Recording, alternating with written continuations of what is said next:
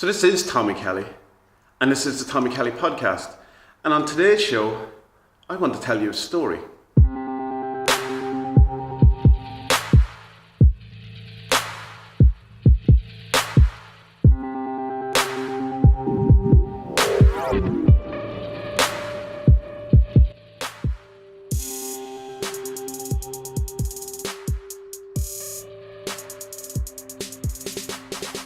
So there was this guy, and let's call him John for the sake of handiness sake, and he worked in an office, and it was just a normal standard working IT type job, a computer job, and he thought it was okay, but he was looking for, it wasn't totally fulfilling him or whatever, and he had an interest in art, and he had an interest in films and music and stuff like that. So his life work wasn't, what he did at work wasn't his entire outlet. It wasn't what he was looking for his outlet. But every evening on his way home from work, he went into his friend's cafe and had a cup of coffee and had a chat. And he called his friend Mike. And on this particular evening, after he'd been doing this for years, he noticed on the wall was this picture. And it was a line drawing of a bridge.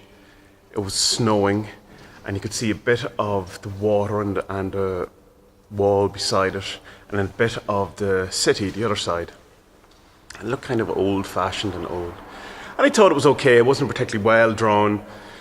It was a bit uninspiring. It was a bit kind of lackluster. It was fine. But it was nicely framed and a nice little line drawn. So he sat down, had his cup of tea, or his cup of coffee, and didn't pass any remarks of it.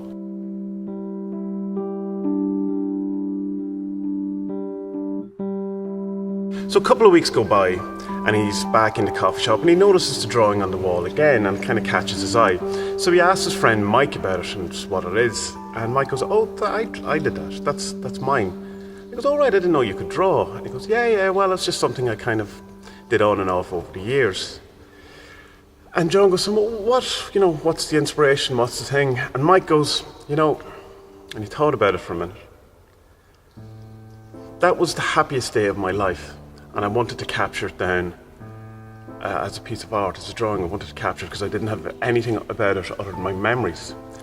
And the story is that when I was about 10 or 11, I can't really remember, I had gone to the city with my dad, and it was Christmas time, and it was snowing, and there was the lights up around the city of, the Christmas lights, Christmas decorations.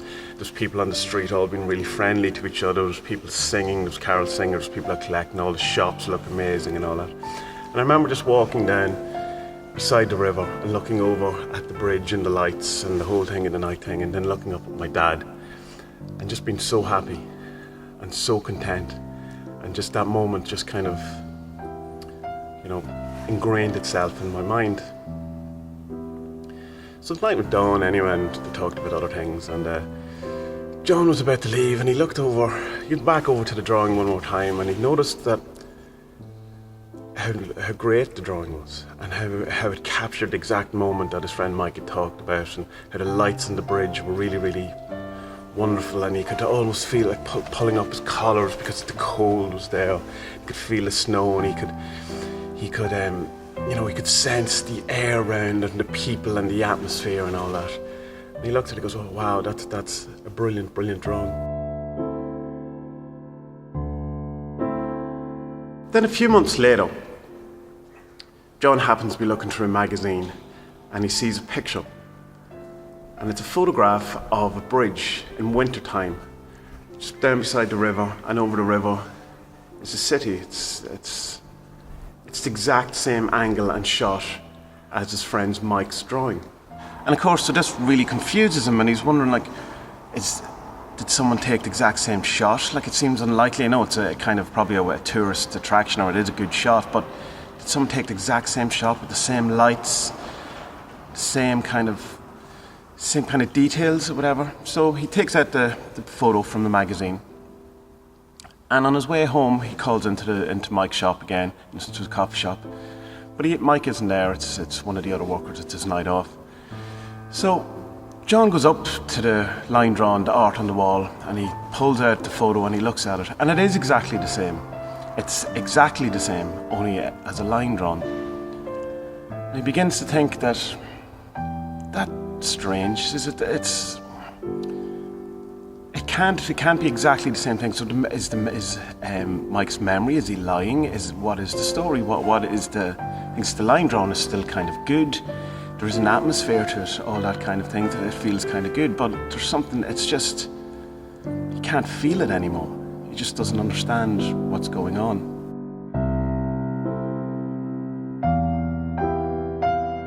So the next night he goes back in and he gets talking to Mike and he asks him about it. He says, I found this photo and it's the exact same thing as your drawing, and I don't understand. Is your memory real? Is the art real? And Mike just starts laughing. He goes, no, I just made all that up. That is actually it's a line tracing. It's a filter that I used in like an online program, and just turned that photo into a line drawing. I didn't draw. I can't draw. John's taken back. He says, well, why would you tell me that? He goes, I just thought it was an interesting story. It seemed to, well, as I was telling it, you felt, it made you feel good, and you got something from it rather than just going, oh, it's just a filter and I printed it out because I thought it was cool, and there's a stain on the wall and I was just trying to cover it more than anything. John is just kind of taken back, and he just looks at the drawing on the wall, and you can see that it's a filter. You can see that it's computer generated. It's all pixelated in different areas. And the entire magic of it is gone. The entire thing, it just looks like a bad filter, low resolution piece of artwork that you'd see on Facebook that's, it's been shared 100 times. Just really bad.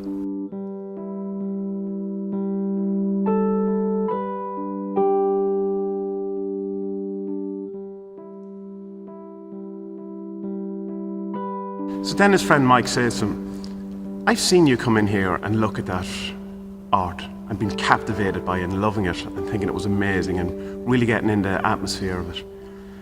And now that's all gone and that's all changed because of how it was created. Not one line in that has changed from the first moment you've seen it. There's absolutely nothing about that art that is in any way different from the moment I put it up on the wall until now. But you've changed. And that's changed the art. And it has destroyed the magic for you.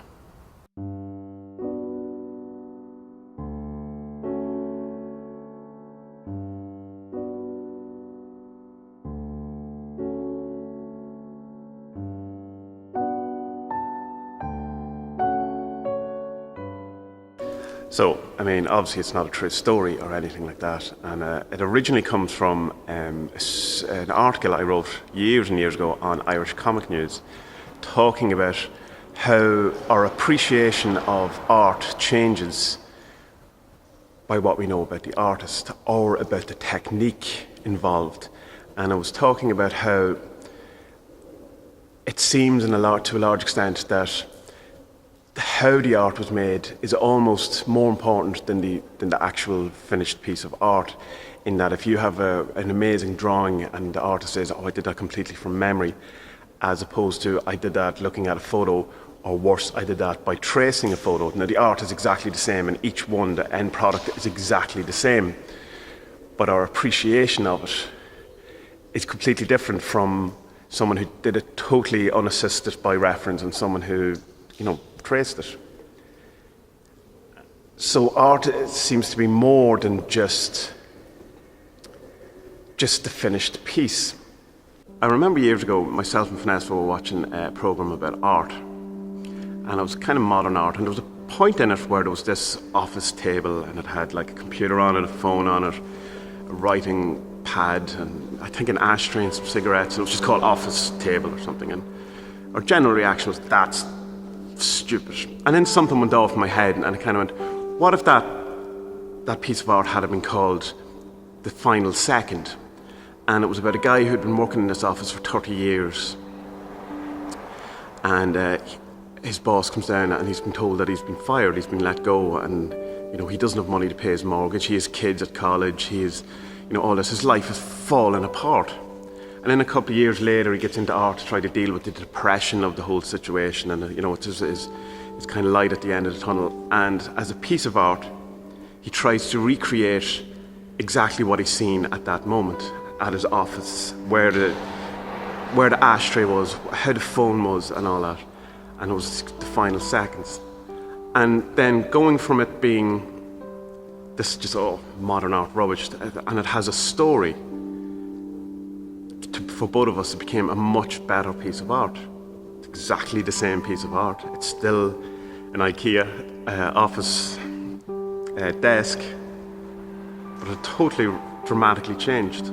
So I think while that very much applies to art and how we can appreciate art, that the story of art is as important as the actual piece of art. It then brings up questions of what if someone is a terrible person but has created lovely art and amazing art? Like, can we separate? Is it possible to separate it from the art from the artist? Or what about art that doesn't have a story? It's found and no one knows what it is. Like, say, cave paintings, which I suppose in a sense do have a story because we've projected a story on, or we like to see in our head what it is that they were doing. But we don't know the story. We don't know the guy or the girl who drew that, or what they were trying to accomplish. So or art with no story, is it lesser art? And it isn't. So it's more than just the art versus the artist, or the art versus the technique, or the art versus the story. Ultimately, and my overall point out of this, being this is a Magick podcast, is that this doesn't just apply to art, it applies to life, and particularly applies to magic. And the whole idea of, is it real? And my answer to that is always, that's the wrong question. It's, is it useful? And we have to decide for ourselves, which is more important to you? The real, whatever that is, and real, our sense of real or reality or truth changes all the time, or is the story more important? And I think when I hear the word enchantment, this is what I think about it, is the re-enchantment of the world, as it has been said. And it's the stories we tell ourselves, the magic that we, push into our universe, our little microcosm of the macrocosm. I think that's what magic is. It's the stories we tell, the enchantments. And we have a choice between the reality or the stories we tell. And I'm always, always much more interested in the stories and ideas and the power of, for want of a better word, made up shit. Because that's the human bit of it. That's what we bring to this. That's what the entirety of existence seems to be. What we're doing here is to bring that to all of this, to this reality, to the matrix. So ultimately the question for anyone who practices magic or dabbles in the dark arts is, which is more important to you? The truth of it as it is today, as I say, it changes, or the story, or the enchantment, and which is more useful to you, and which gets you more of what you want and less of what you don't want, which gets you closer to your goals, which gets you further away. And some days it'll be different. Some days the truth will get you there, and you need the truth, and you need the actual reality, and some days you need the story. And I hope in this podcast I've kind of made my point. Maybe I haven't. Maybe I was just rambling about some stupid story about a line drawing. But it made sense to me, so I'm hoping in some way it makes sense to all you too.